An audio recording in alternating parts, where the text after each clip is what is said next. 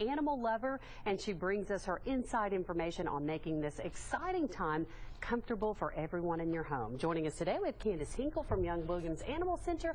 We have sweet Taylor Ann right here, and we have Brittany Bailey, a brand new mom. Thank you guys so much for being here today. We're going to start with sweet Taylor Ann right here. Tell us about her, Candace. Well, Taylor Ann is about 4 years old, and she is over at our Kingston Pike location.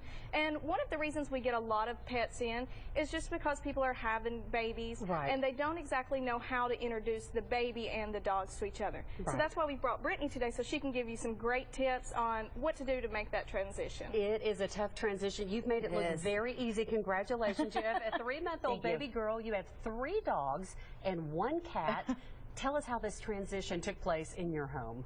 You know, we have a small zoo at the house. They've always been our babies, and so we really wanted to start making the transition as early as possible. So when we first found out I was pregnant, we went ahead and wanted to start creating boundaries for the dogs instead of making them after the baby was already there.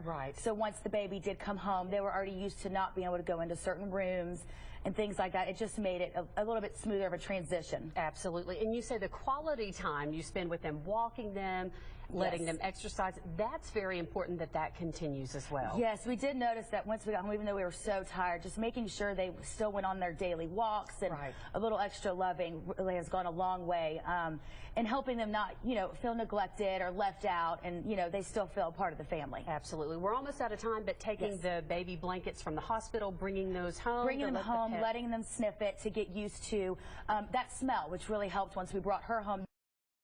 They were already familiar with that scent. Absolutely. And as Candace mentioned earlier, never leave your pet and your new baby alone in a room. Thank you guys so much for all the information.